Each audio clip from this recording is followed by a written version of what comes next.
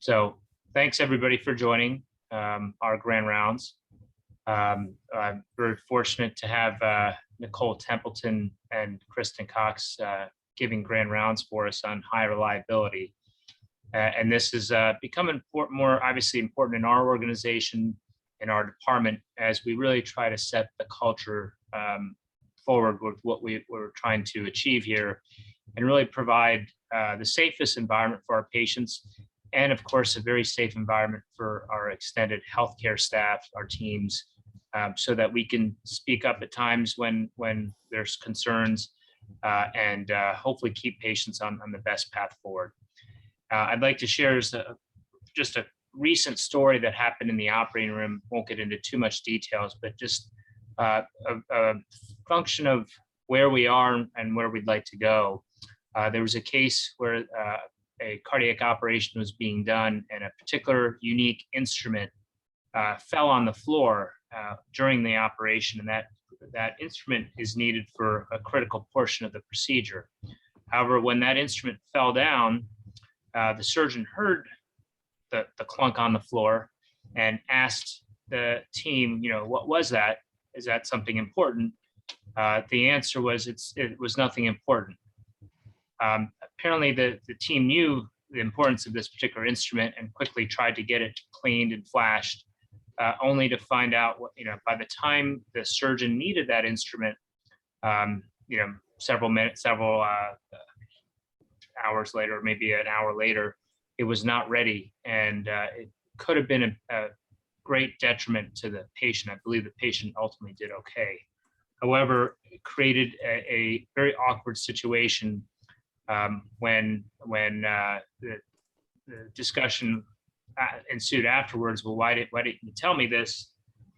Only kind of feeding to the concerns of creating the environment of speaking up when something's not right, even if there is fault, and not focusing on the fault, but focusing on the resolution and how to take care of the patient. So, these are the things that we want to try to improve upon. And we're fortunate that Nicole, Mike Deeb, and Kristin have put a lot of thought into this presentation, and I'll just introduce Nicole and let her get to the presentation.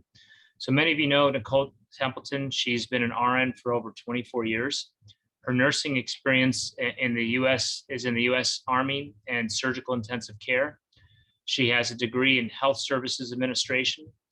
She's helped prepare which has helped prepare her for work in healthcare quality and safety. She has worked in quality and patient safety for over 12 years, learning and applying, importantly, Lean and Six Sigma principles, concepts of high reliability and systems thinking, and implementation science. Her true passion is safety and creating reliable processes, combined with desired behaviors to ensure best care of patients. And that we know that's all what we're trying to achieve here. Currently, Nicole is the Administrative Director of Patient Safety at Michigan Medicine. The Patient Safety Division focuses on prevention, detection, and correction of harmful events and near misses at the University Hospital. So first of all, I'd also like certainly all of the faculty in cardiac surgery, if you're able to and willing to share your screen, your face at least, not share your screen, but show your face. I do think we are missing things, as we learned the other day, without being able to see each other. Nicole, please take it away. Thank you so much. I'm going to share my screen. I was going to share my screen to divert from you talking about me, because it's a little it's a little hard, but I'm going to put us in PowerPoint mode here. And I really am humbled and appreciate the opportunity to come and speak to everybody today. I know times are very tough and crazy and stressful in the institution, and my hope is you walk away from this next hour with some nugget that helps you moving forward, that helps your team, that really resonates with you, as high reliability and patient safety resonate with me. And certainly I'm excited to have Kristin as part of this presentation because she's been a huge support of patient safety and high reliability and a great partner with us. So the QR code on the screen here is for you to scan for CME. I also have it at a couple other points in the presentation if you miss it, but that is what the QR code is for. So why don't we get to it? This is high reliability in cardiac surgery. So as Gaurav said, I have a history of being a nurse. You can see a few block M's along that timeline of my career. I love Michigan. I really feel like there is good work to be done in our institution, and we have many smart people and many complex systems. And if we can help make the work better and easier for safer patient care and for staff safety, that's what I want to do. So studied at the School of Public Health, certainly learned a lot about Don Abedian, which I find a softer side of me saying, you know, he was right when he said the secret of quality is love. If we approach our work from that standpoint, he said, love your patients, love your profession. He might have stopped short and didn't say love your team, but I will add that one in there for him as a caveat. Certainly we spend more time with our teams than our families. And so if we can approach it from a place of respect and wanting to really have a well-oiled machine, I think that's going to help our quality. And so speaking of love, my 3 kids, you can see them up there on the top right. And why I do this work is in the, you know, for everyone, like we should be treating all of our patients as if they were our own family members. And I think about my kids and their needs for healthcare, and I want it to go well every time. I want what is supposed to happen and what isn't supposed to happen to not happen. And certainly that's a lot of the focus of my work because they get hurt. Jack has had 4 broken bones in the course of his soccer career. Lane, my daughter, if you see on the back of her arm, that is a diabetic sensor. She's a type 1 diabetic and has been for 2.5 years. And I'm sure the nursing staff up in Mott loved having the director of patient safety as the mom of a new diabetic. But really, you know, we see the possibilities of error in our complex systems, and we can't help but speak up and want to do the best thing for our patients. And certainly when you're the mom of a patient and the head of patient safety, you speak up, and they were great. And I appreciated every moment of their care. And Sam, who knows how he'll get hurt next, but he will. He's a rambunctious 12-year-old. And so I do this work because I think if we can stop harm from happening to even one patient in a day, then we've done something. And our work is so complex and it has to get easier. So I just want a few goals for today. So I want us to see how that environment and system around us impacts our actions and decisions. You know, our human fallibility, our mistakes that we're going to make are going to happen. And the system doesn't always help us. And it certainly doesn't help us make the best decisions and actions. So we'll talk about that. Set the stage for culture improvement. That's the entirety of high reliability. That's why we've been doing this work, to focus on safety, to focus on being reliable. We are going to talk about a case that happened in cardiac surgery. Kristin's going to walk us through that. And then we'll do a brief overview of high reliability skills and tools, specifically some of the ones that I think will be helpful in your work. And again, there's that QR code. I'll pause for a second in case you need to open your camera and scan it. So here's an updated graph of our serious safety events. This is the whole institution. We look at anything that may happen in ambulatory, children's, women's, CVC, and we track those every month. And we're very serious about doing investigations to learn and to find and fix those system issues. Back when we did our diagnostic assessment, our data showed we had a serious safety event every 5.2 days. If you look at that gray line going up, that's a rolling 12-month average, it certainly has increased. And that's a good thing. People are reporting harm. People are seeing this preventable harm happen and putting it into our reporting systems and letting us know. And so we can dig into them and find and fix those system issues. But just a reminder, every number on this is a person. And so this drills down into CBC specifically. We can see every segment on its own if we wanted to. And each of those serious safety events is a person who is in our health system and had some deviation that reached them and led to moderate temporary harm up to death. And so we do this for those people to reduce that preventable harm. And just a quick refresher, you saw this in your universal skills awareness training. We have an algorithm, we have scoring committees. These scoring committees are multidisciplinary. They have physicians, nurses, pharmacists, respiratory therapists, patient safety folks, risk folks, a big team of people who look at these events and say, was there deviation from a generally accepted performance standard? Did it reach the patient? And then if it did, what was the level of harm? We take known complications into account. We dig into medical records. We interview folks because we want to get the scoring right, because these are going to be the events that we do investigations on. And so the events that you'll see in the presentation today did score in that serious safety event category. Please let me know. You can pop something in the chat. It might be hard for me to see, but if there's something in the chat that you think I need to talk about, somebody just unmute and let me know. So I'm going to do a quick safety story.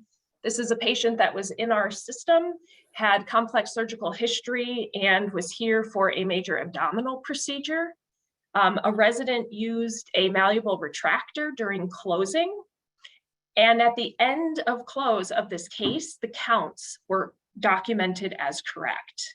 The next day, patient was trying to sit up and had a lot of abdominal pain, and they got an abdominal x-ray, and you can see the result of that x-ray on this screen. Took the patient back to the OR, and they found that malleable retractor that's approximately 12 inches in length. So I want you to think about this story and just check yourself right now on what's going through your mind. Do you think the resident intended for that retractor to be retained? I mean, certainly not. They didn't wake up in the morning and say, I hope I leave a retractor in a patient today. In fact, that resident said, I never thought it would happen to me. I never thought I could ever do something like that, much like I could never understand how someone could leave their kid in the backseat of a hot car. I just never thought it would happen to me. And so digging into a little bit, do you think the system or environment impacted choices and actions in the moment? So if you're sitting there going, this resident should never do surgery again, I just want to pull you back from that thinking. We all make mistakes. This can happen to anyone. Our systems are complex, and the environment impacts choices and decisions in the moment. And so as we think through this, it's just culture thinking. We understand humans make mistakes. Human error is going to happen to all of us, and our system doesn't always support us. So it's important to have that just culture thinking. And in fact, when we dig into this event, and I'm not going to go through all of the details, but we see a complex system, an extremely well-intentioned team working the best they can for this patient. A retractor that was removed from a tray, unbeknownst to the scrub tech, because equipment had been removed the whole case without announcing it to the scrub tech, so the resident thought it was okay.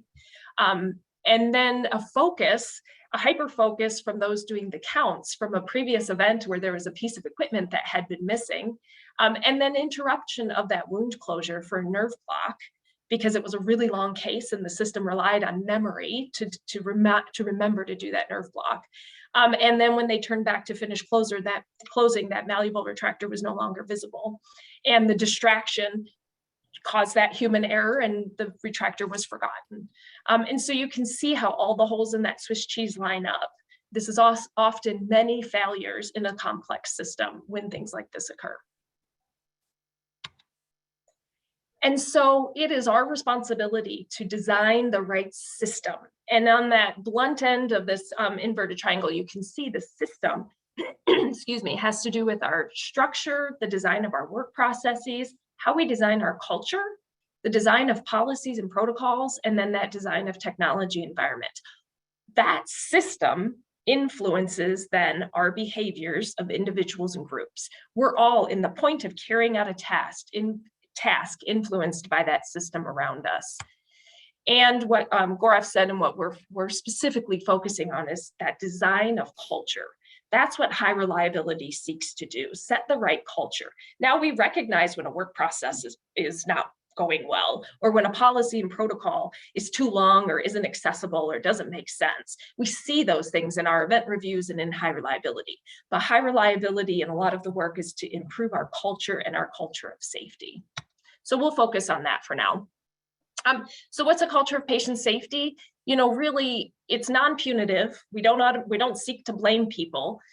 We need to facilitate teamwork, emphasize accountability. We're still all responsible to follow policies and safety checks and the work that is at hand. And so that responsibility still exists, but we value open communication. We understand the nature of error and human factors. So yes, we're accountable to follow policies and procedures, but we're going to understand how the system may have impacted choices and actions. So we're not going to automatically seek a person to blame. And we view errors as opportunities. We learn from them, and we want to reduce the chance of the same thing happening again. So a culture of patient safety values open communication. If we don't know that somebody's concerned, if I'm about to make a mistake and somebody is afraid to say something, that is not a really kind of enhanced culture of patient safety. So we have a safety promise for UMH. You saw it in your awareness training for high reliability. I think this safety promise encompasses a lot of that just culture thinking. First, we're saying safety is our most important priority, not just to patients. Staff safety is essential. If you don't feel safe at work, our patients are not going to be safe. Families, visitors, vendors, let's put safety first for everyone. We're going to be open and transparent about errors, and we will stand up when someone speaks up. And we'll just say thank you. We're accountable for our actions. We talked about that, and we're going to learn from our errors without blame. And we do not tolerate reckless or disrespectful behavior. So when you see this safety promise, you know, you just think to yourself, like in the work you do, in the environment you're in, you know, every unit has a different culture. Cultures evolve and grow. And so we're trying to set some clear sort of boundaries on what we want to be as a healthcare system. But which of these statements in your environment currently has the biggest gap? You know, do you feel like we could do better with being open and transparent about errors? About people being accountable, about learning without blaming? And so that's what we seek to fix. We want to fill that gap. We want to make sure this safety promise is lived and felt and carried out every day at our health system. And so really then, what does high reliability have to do with all of this? Well, high reliability, organizations who are highly reliable tend to not think of themselves as highly reliable. It's just the way they do their work. So think about airline, nuclear industries. But they operate under very trying conditions all the time. And yet they have fewer than their fair share of accidents. So one can argue healthcare operates under very trying conditions all the time, even heightened during pandemics and crisis mode. Cardiac surgery, very trying conditions. Patients, patient care, anything, very trying conditions. But yet high reliability organizations have fewer than their fair share of accidents. And that's because they've reduced the probability that something's going to go wrong. And so how do you reduce that probability? How do you reduce the chance of error?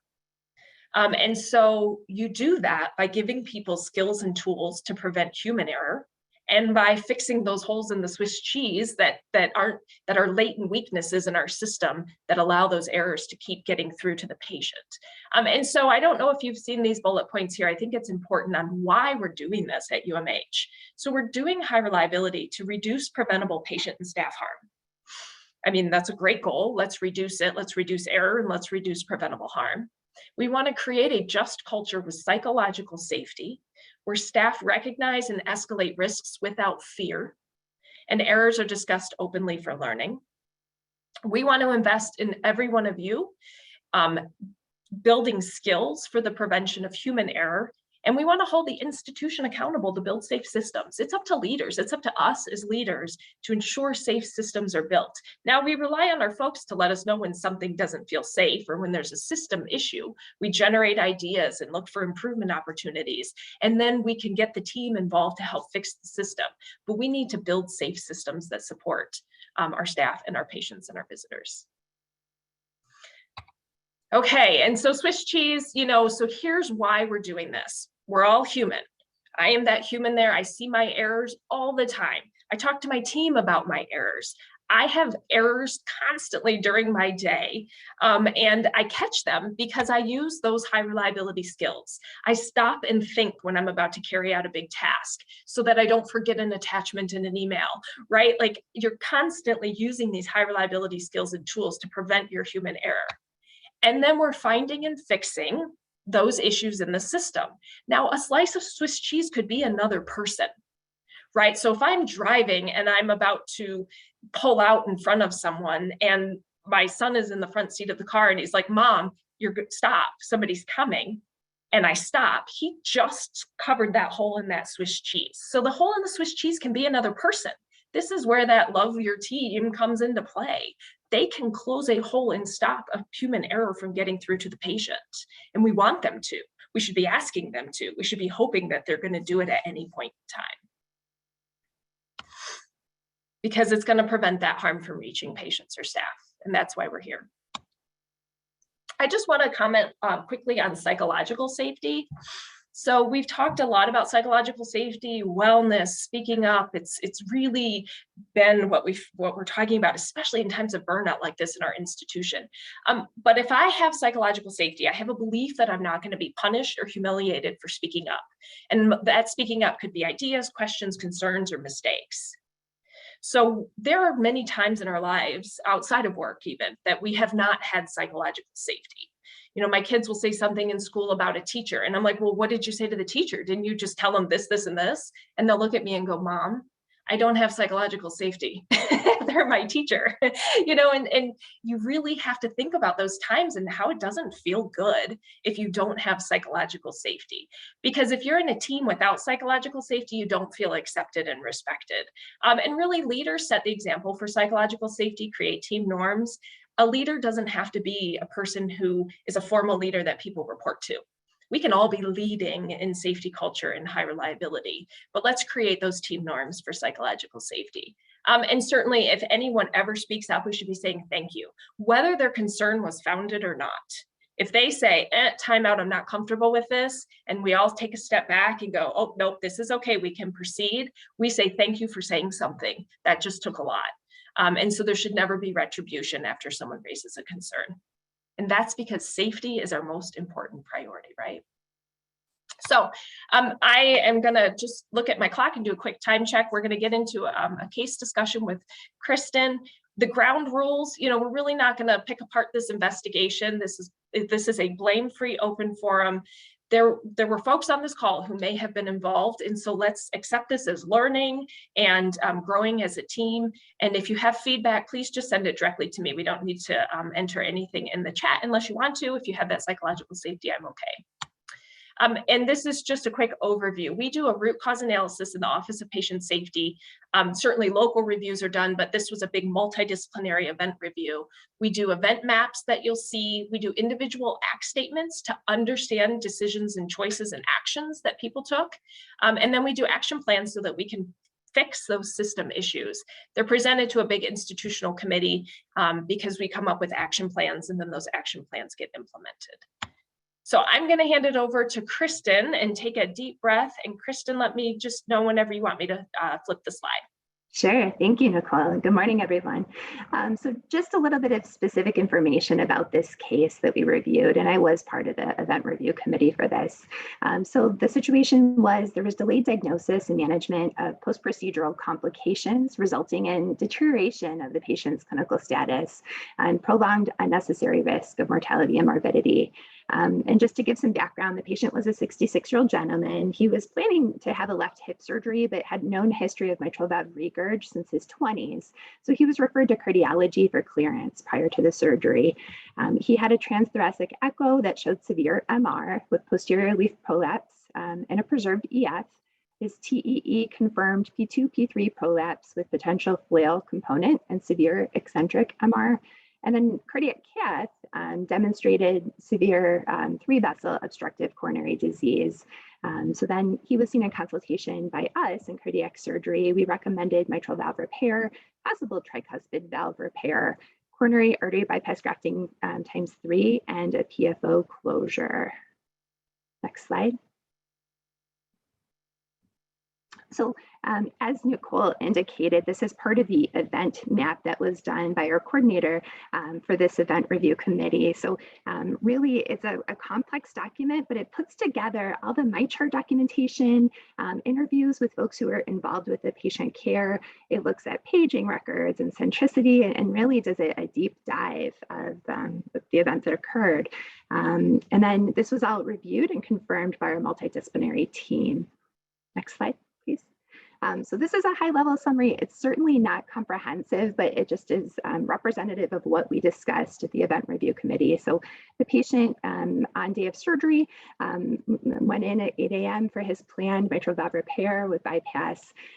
There was a complication at the end of the case. So there was a tear of the right atrium and dome of the left atrium, which led to some bleeding and moderate hypotension, dilatation and depression of the right ventricle, and necessitating a repeat run of bypass. There was concern for SVC syndrome post-repair of the right and left atria, and there was noted edema of the jaw, neck, and eyes at the end of the case. At 1700, he went to the CVICU to recover. Post-op day 2, there was a transthoracic echo that demonstrated an LVOT gradient of 80, and there was SAM of the anterior mitral valve leaflet. On post-op day 6, the patient was transferred to the step-down unit, and the nurse practitioner noted a new systolic murmur that hadn't been documented elsewhere. So it kind of made her raise her eyebrow and want to escalate that. On day 7, the APPs noticed that the patient had increased O2 requirements. They obtained a chest x-ray that showed pulmonary edema, for which the patient was given Lasix with good response. He was significantly short of breath, even with minimal activity. Excuse me. On post-op days 8 through 11, he still was feeling worse despite having improvements in his O2 requirements. He didn't feel like he was progressing as he should, and nor did his spouse. His partner was kind of pushing him to do a little bit more. Post-op day 11, we did a repeat TTE that showed SAM and a significant dynamic LVOT obstruction with a gradient of 100 with mild MR. Post-op day 12, there was a SVC protocol CT done that showed severe narrowing of the caudal SVC near the cavo-atrial junction with contrast refluxing into the azygous vein, likely representing a thrombus. There was severe narrowing of the right superior pulmonary vein near the junction of the LA. Post-op day 13, there was a TEE done that confirmed SAM of the mitral valve leaflets. There was dynamic subvalvular LVOT obstruction with severe MR and eccentric jets, slightly mediated by the SAM of the mitral leaflets. There was severe pulmonic regurgitation, approximately 1 centimeter secundum ASD, and right upper pulmonary vein stenosis with a dilated aortic root. On post-op day 14, the patient continued to get progressively symptomatic and was more dyspneic. At that point, he was transferred back to the CVICU for further monitoring and had an A-line and swan placed.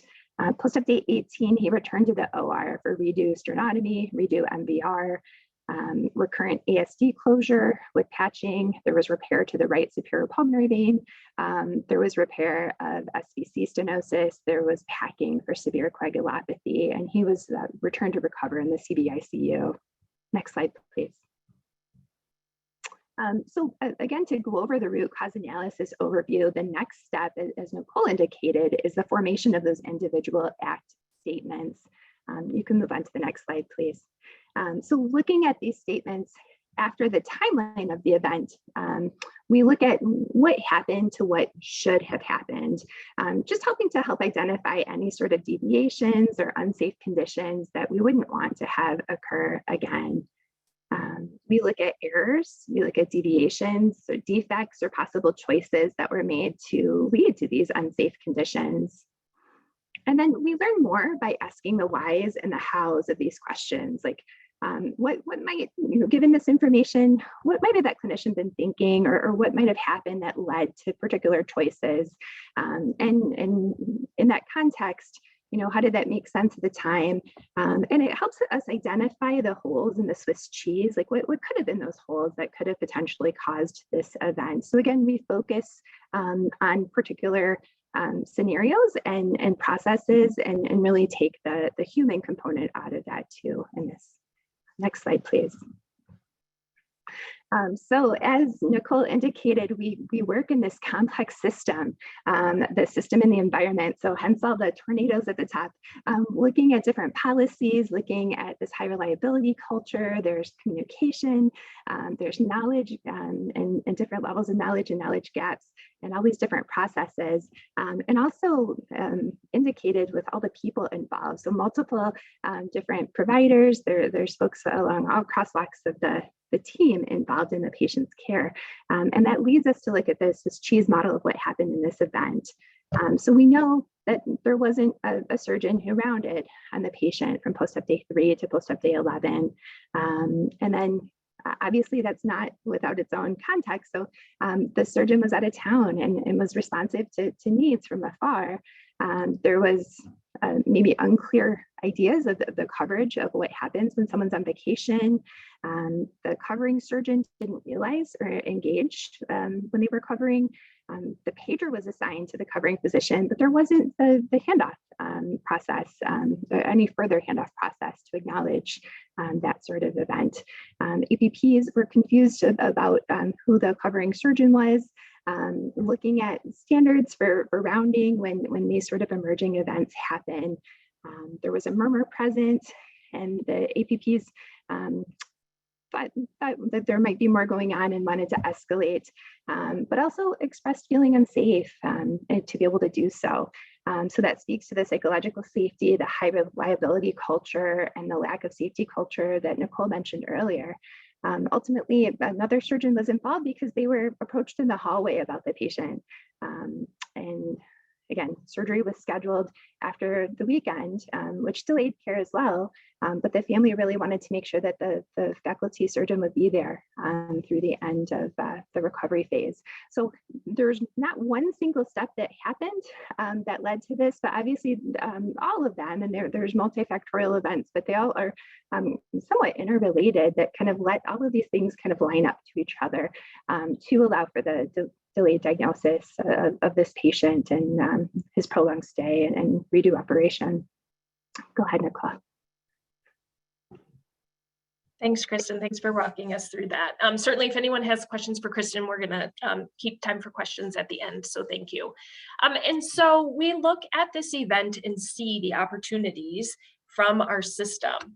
And so I really think about, if my click will work here, design of work processes. How do we provide coverage for vacation, design of culture, psychological safety, working as a team, this sort of unclear policy protocols, and how we round in person, how we hand over information to each other, and then how do we document these conversations? So interestingly, that event map, when they went to the chart to try to find out a lot of what happened, it wasn't in the medical record.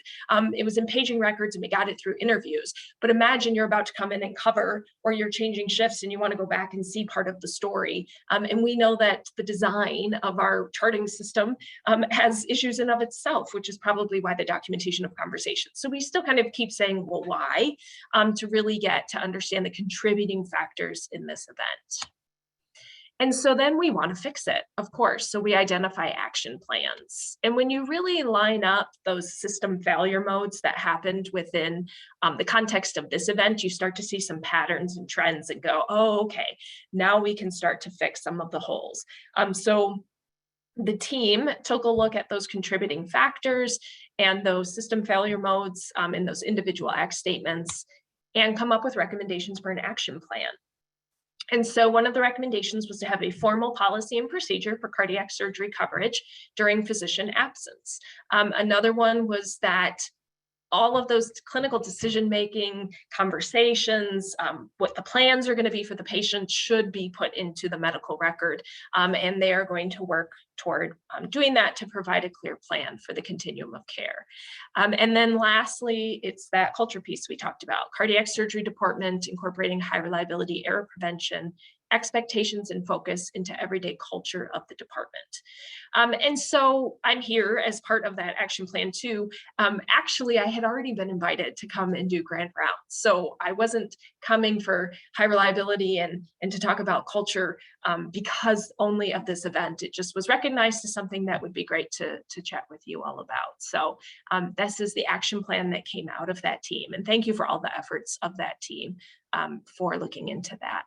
Interestingly, this event wasn't reported in our reporting system, which is RL, the RL reporting system. It wasn't reported because of safety concerns. It was reported to risk because we had to disclose to the patient that complication, the patient family, the complication that happened during surgery.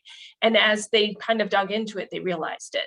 So if we don't know about the events, if somebody had a safety concern and didn't report it, we may not have ever even seen this event, if not for that luck of kind of looking at it after the fact to see what might have happened. So this is just a good reminder, put it in the put it in RL, report it to somebody, give me a call. We can't help and find and fix those system issues unless we know about it. And so let's just talk a little bit more about high reliability. Just a reminder, and we've talked about this, I know already, we're human, our brains work in certain modes, and those modes are unreliable. The point with high reliability is that we can prevent, we can stop that unreliability by having some skills and tools that we use. And so for the one event you just saw from cardiac surgery, we found themes in order to do action plans and improvement. We did this same look at over 70 serious safety events across Michigan medicine over a few years of time. And we identified trends in those coded individual and system failure modes. It was over 170 in order to create our one pager for high reliability that are our universal relationship and reliability skills. So this was a deep analysis of those gaps, and then what tools and skills were going to make sense for us here at UMH in order to account for those gaps across all of those events. And that's how we got to this one pager. So just a reminder, the safety promises at the top, we already talked about that. And then next, our universal relationship skills. We found at our institution foundationally, we kind of walk past each other and don't necessarily use a lot of the relationship skills, just inter-team. I think we do it with patients. I think, smiling and greeting and introducing and explaining roles. A lot of this is with the patients, but this isn't intended only for, care with the patients. This is with each other too. If we can break down that power distance, if we can have our authority gradient level out a little bit, we are less intimidated by somebody. We feel more comfortable. And remember, that will lead to better psychological safety and the chance that I'm going to say something. And so when I met with Dr. Alawati the other day, I said, what would you like for me to call you? Do you want me to call you Dr. Alawati or do you want me to call you Gaurav? And he said, call me Gaurav. And I have ever since. And I have this tiny bit of discomfort of saying Gaurav. And if you hear me say it and you go, oh, you should call him Dr. Alawati, let's all check ourselves on sort of, decreasing that power distance. I'm more comfortable now when I'm talking with him, and I'm more readily, available kind of from the safety standpoint to say something because I feel like there's not this authority gradient. So just a comment on that and universal relationship skills. And so let's think about the teams around us. How do you view the team around you? You're working with a team every day. And I just thought this was interesting. I was talking to an ED physician, and he was telling me his past view and what the ER docs kind of used to think of the team around them. And he said, we used to kind of go, oh, they're just like mannequins. They're just standing there. And our whole day is just trying to work around these people. Like we have to navigate around all of them because otherwise something bad's going to happen to my patient. And he said his days were stressful. There were errors. Nothing seemed to be going right. And it really took some reflection, some, step back in realizing that actually everyone on the team brings something to the big picture, right? We all have a piece of the puzzle. We all can practice to the extent of our licenses. We're all talented, we all bring something, and we're all better together. And so in just thinking on how you view the team around you, do you let people bring that piece of the puzzle so that the whole picture gets made? And this notion of being a conductor of the orchestra, right? Like if I'm not respecting every instrument as being part of the beautiful music, and coordinating and understanding that, it has to all flow together, then I might be missing something. And in fact, that's what he said. He said, I went from thinking of the team as mannequins to realizing I'm the conductor of an orchestra. And that was a big shift in then how the ER functioned, and in the engagement and in the satisfaction of the staff and the physicians, which I think is a big deal. So I'm not going to go in depth into every single high reliability skill, but I do think it's just important as reminders. Once you see it and start doing it, high reliability just becomes part of who you are. And I have to say, my team, we cross-check and speak up and say, oh, I should have used STAR all the time. And not in like a cheesy, we're the high reliability team way. It's because it makes sense and it stops us from those human errors that we're just going to have because we're human. So we certainly talk about pulling ourselves out of autopilot mode when you're not actively thinking, because you're rushing, you're multitasking, things are just very routine. And sometimes you just have to stop yourself and actively think, pull that to the front of your brain and go, okay, what am I about to do? And is it the right thing? So we talk about STAR, stop, think, act, review. But I think the more important one to talk about with your team here is cross-check. So in a cross-check, we speak up and say, hey, you're about to do this, or hey, I'm concerned about this. This is almost the first step of speaking up for safety too, of ARC, which we'll talk about. But part of cross-check is that we're going to check each other, but we're also willing to be checked ourselves, right? And so cross-check goes both ways. And one way, I hear people in the institution say, nobody was cross-checking me, and I was intentionally walking in a room and not washing my hands and wondering who's going to speak up. And they realized I'm not leaving myself open and giving permission for somebody to speak up. So then they do rounds and specifically say, if I'm about to walk in a room without washing my hands, I expect that you say something because I want to keep patients safe and I'm human, right? And so the safety phrase in this is thanks for saying something if you're cross-checked. Certainly, I think we usually say, oh, thanks for that cross-check, because we recognize somebody just spoke up to help us, and that's a big deal. Communicating clearly, really, this is to prevent wrong assumptions. This is very respectful as a team, certainly to make sure we're communicating clearly. There's a lot of tools in this. I won't go through each one, but I think clarifying questions are important for your team. If you just aren't sure, you don't quite have all of the information you need, if somebody just explains something, but it's still just not entirely clear, to say I have a clarifying question really just makes people go, oh, I might not have given enough information. It sort of disarms the kind of feeling like, oh, I'm going to make this person defensive, right? It's just saying I have a clarifying question. I am not entirely sure. So that's a great one for teams to use when they're breaking down barriers, for sure. All of the phonetic, numeric, three-way repeat back is important. And I certainly hope that you get a chance to practice those. SBAR is also part of communicating clearly, and this is clear, concise communication. I think SBAR is essential for clinicians. And clinicians, I mean respiratory therapists, pharmacists, nurses, physicians, techs, everyone who may be talking to another person and giving them information. That's all of us in our day, right?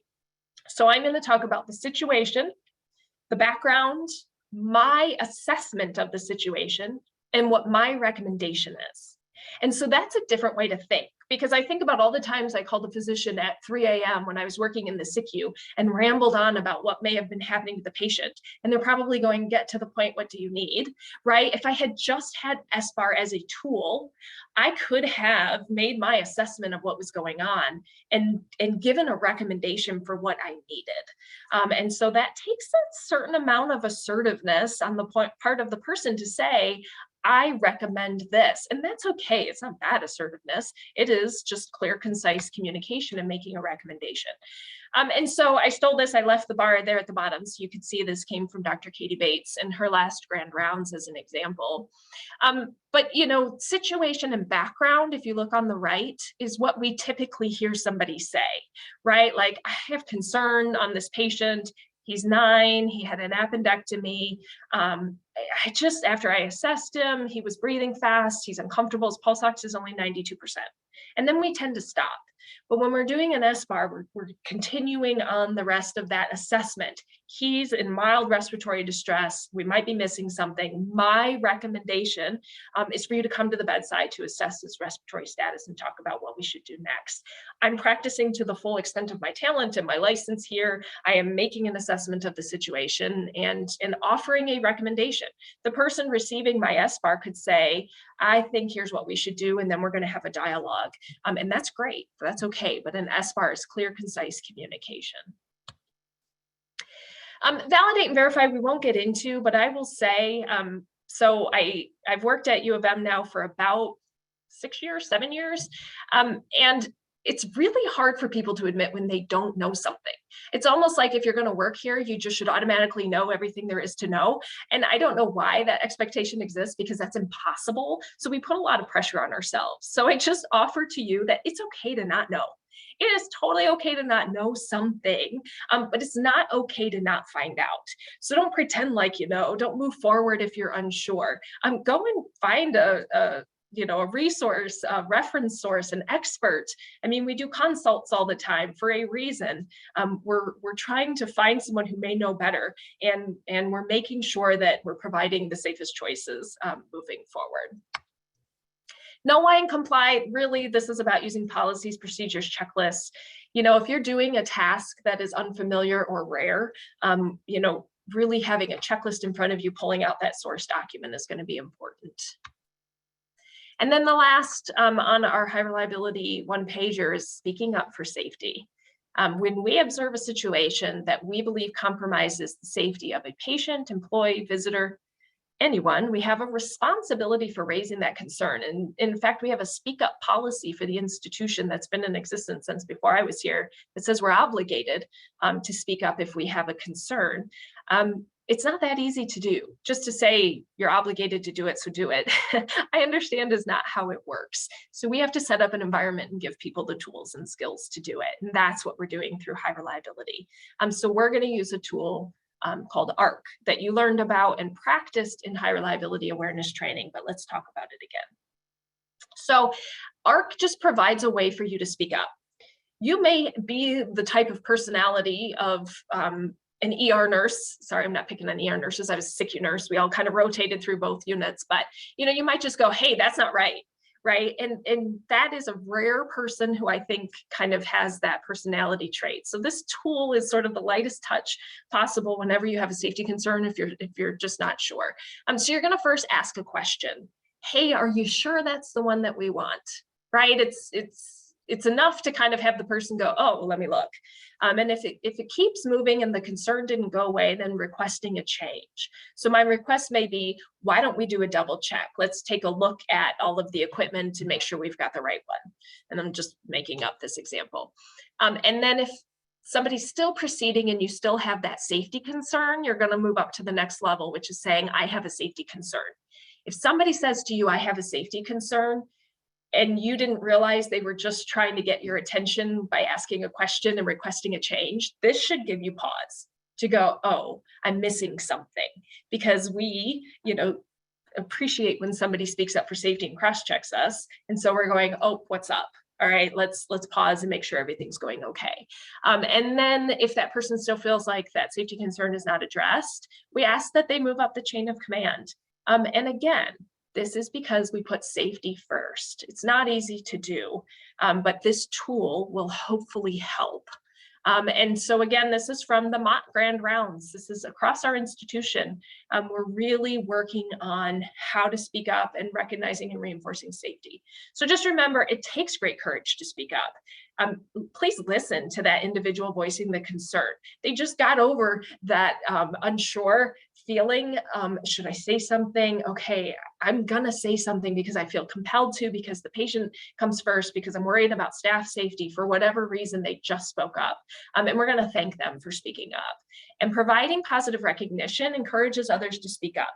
So if I'm in rounds, or if I'm doing a huddle with my team, I'm gonna say, hey, I just wanna say thank you to Marcy for saying something that was really important to me, that you said that, and I appreciated you doing it. Others around you go, oh, it's okay to do it. So I'm going to too.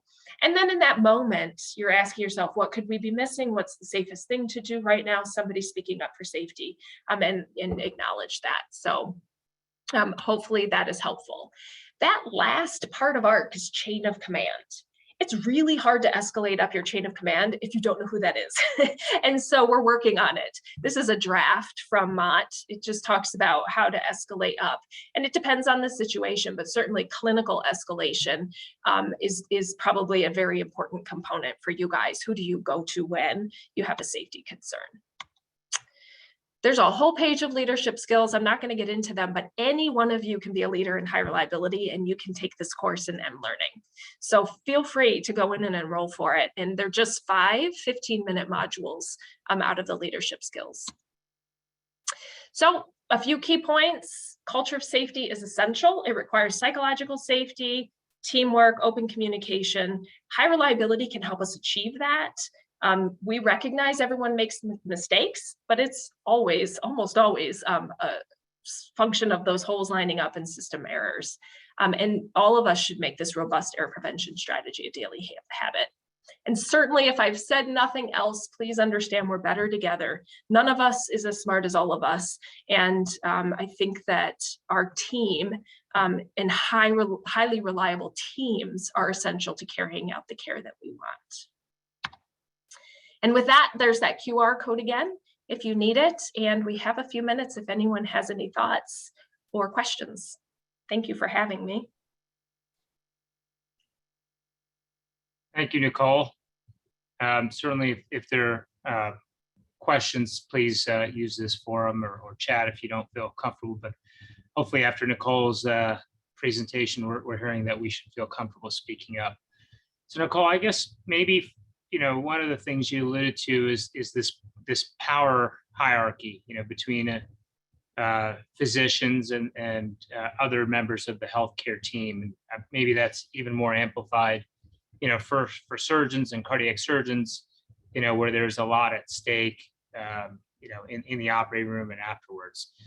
Are there any thoughts or tools to try to help us learn how to allow the space for people to speak up without necessarily, for us getting detracted from our task at hand? Let's say we're in the operating room, as well as realizing that somebody's bringing up a concern that might actually be detrimental to the patient if you ignore it.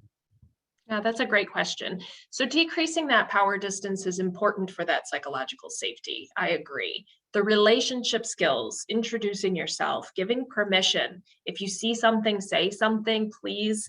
I want this case to go, very well today. A timeout isn't just a checklist that we just have to sit and go through like robots. The timeout is intended for everybody to have situational awareness and get on the same page, right? Like, do we value that time together with our team to kind of get us prepped and ready to go? There are times power distance is important, right? Like in a code, I want somebody to say, I'm in charge, you're going to listen to me. So don't get me wrong. There are certainly times when we want somebody to take charge and have that authority. But I think overall in our culture, if we can give permission for people to speak up, if we can be humble, maybe in our work, if we can use those relationship skills, I think it's going to be important. And some of it's how you do see that team around you. Right? Are you listening and respecting their opinions and skills? But it's going to happen over time. I mean, nobody's going to walk out of this talk today and have complete psychological safety. And in fact, the next time they try to speak up about something, if they're shot down in a sense, they're going to go, oh, I'm not going to do that again. Right? And so don't let that first person who's courageous walking out of here have to go through that. Listen and be open to it. I think with our team specifically, it's allowing just a little bit of space and maybe asking that question. And if you end maybe an interaction with, is there anything else that we can do, or did we miss anything or something, just giving a little bit of space for feedback to be provided or questions to be asked. That's a great point. Yeah. Thank you for the comments in the chat. I am seeing those. That is helpful. It's good feedback. Other questions from the group?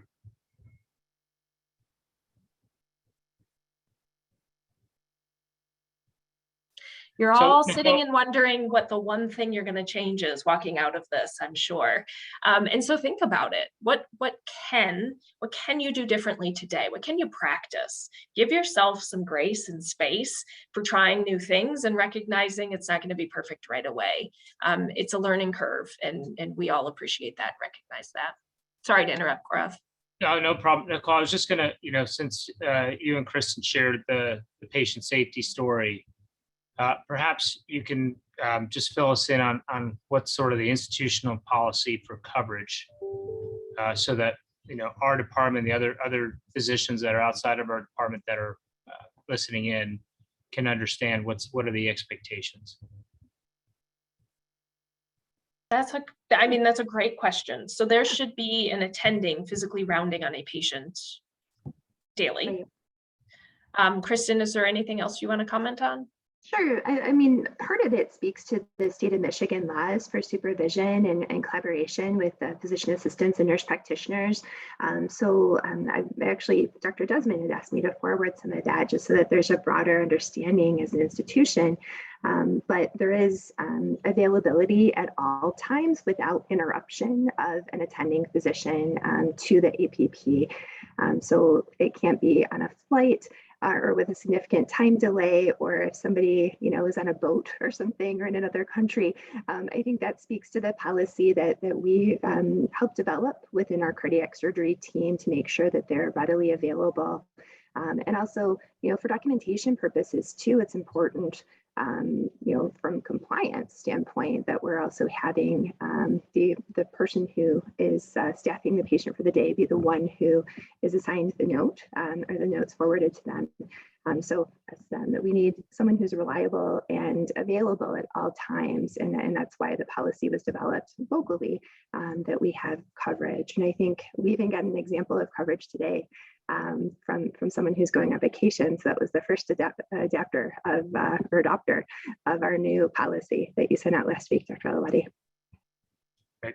No, I think it's important, Kristin, to share that with us, because I do believe there are different rules in different states, where some states an APP is an independent provider and can be the one rounding on a patient and making the plan, maybe in consultation with a faculty or with a surgeon, but there isn't necessarily a steadfast rule that the physician attending needs to physically round 7 days a week.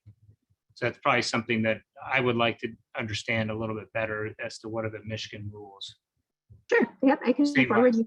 Yeah, I can forward you that, and we can even discuss at a faculty meeting or something if you think that's appropriate too. I'd be happy to share.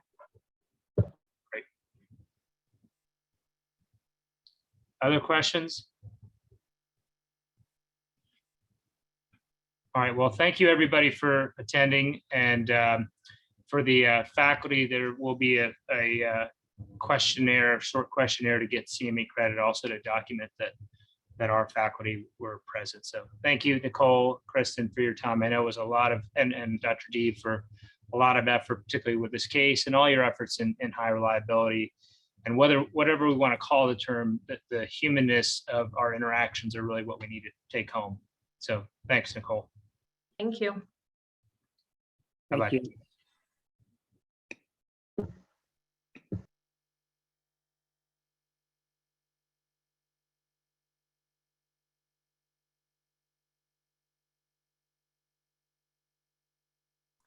Nicole, I think the fact that there weren't a whole lot of questions and a whole lot of things being said means that you hit a grand slam. People are thinking. People are starting to personally reflect on this. I think a lot of people didn't realize the impact of all of this. So I think this was a phenomenal presentation for both you and Kristin gave. And I thank you for your time.